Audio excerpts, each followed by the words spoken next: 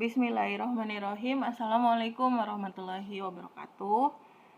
Pada video ini, ya, jika sebelumnya kita sudah membahas prosedur CA dengan indikator EBT, titrasinya substitusi. Nah, maka pada video ini saya akan menjelaskan tentang prosedur penetapan kadar CA, tapi titrasinya dengan titrasi langsung. Nah, kalau kita mau penetapan kadar CA dengan metode titrasi langsung, maka indikator yang lebih cocok adalah menggunakan indikator Morex-Sheet, ya. Nah, titrasi kompleksometri dengan EDTA, ya, sama. Bagaimana prosedurnya? Sama dengan yang menggunakan EBT. Pertama kita siapin dulu nih sampel garam CA-nya. Ya, dibikin jadi larutan. Garam CA-nya itu dari garam CaCO3. Nah, kemudian dilarutkan sampai konsentrasinya 0,01 molar, ya. Nah, karena dia sukar larut, maka harus ditambahin apa? HCl. Tambahin HCl biar larut. Nanti kalau misalnya sudah larut, baru ditepatkan sampai dengan volume pembuatan yang kita inginkan, ya. Kemudian setelah itu udah jadi larutannya, kita pipet. Ya, pipetnya bisa 10 ml, bisa 25 ml, bebas, ya. Tapi kalau kita pipetnya 10 ml, maka kebutuhan reagen-reagennya seperti yang akan saya jelaskan ke depan ini. Nah, sebelum kita tambahin reagen yang lain, kita netralin dulu nih si larutan CA-nya. Dinetralin pakai apa? Pakai NaOH. Jangan lupa tambahin dulu indikator PP, ya. Tambahin juga PP. Kemudian kalau udah netral, ciri-cirinya netral apa? Nanti dia berwarna merah, ya, kalau bisa merah seulas. Kemudian tambahin aquades, ya, biar nanti larutannya agak encer sehingga TA-nya mudah diamati. Kemudian kita basahkan si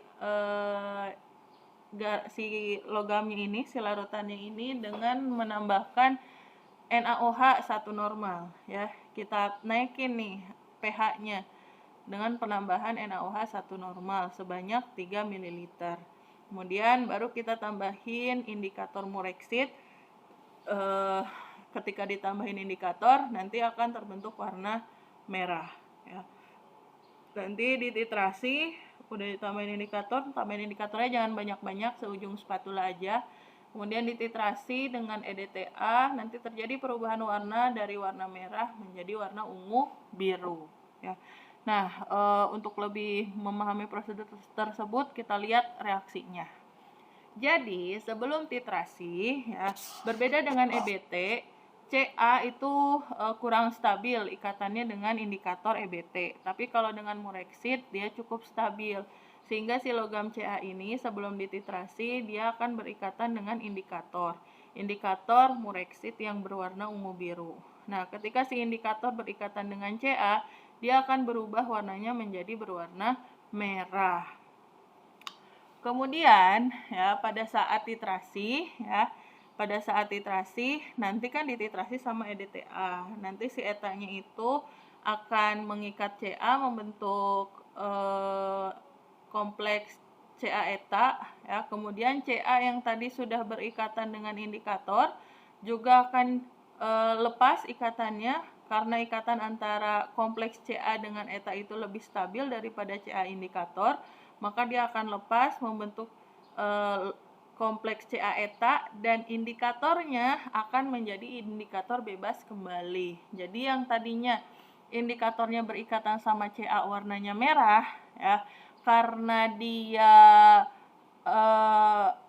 dia si CA-nya putus, sudah terlepas ikatannya dengan si Morex-Sheet, maka si indikatornya itu menjadi indikator bebas, dan warna yang dihasilkan pun adalah warna si indikator bebasnya yang berwarna ungu biru. Nah, dengan demikian, kalau sudah terbentuk warna ungu biru, ya, maka titrasi sudah selesai, ya, artinya sudah mencapai titik akhir titrasi, ya. Nanti ketika titrasi sudah selesai, kita mendapatkan data-data hasil analisis, ya. Nah, data-data ini kita gunakan untuk menghitung kadar si zat CA-nya, ya.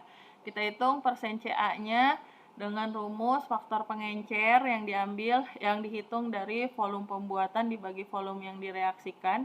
Ya, dibuatnya tadi berapa mili di awal, kemudian di pipetnya berapa. Ya, ini nanti berarti dilihat dari volume labu. Ini dilihat dari volume pipet. Ya. Kemudian karena kita mau nyari persennya persen CA, maka di sini kita pakai ArCA ya, bukan MrCaCO3. Karena yang mau kita cari adalah persen CA-nya aja. Dikali volume EDTA, volume baku sekundernya, ini berarti dari volume titrasi. Berarti ambil data titrasi yang konstan. Lalu dikali molaritas dari baku sekunder ya, molaritas bukan normalitas. Kali molaritas.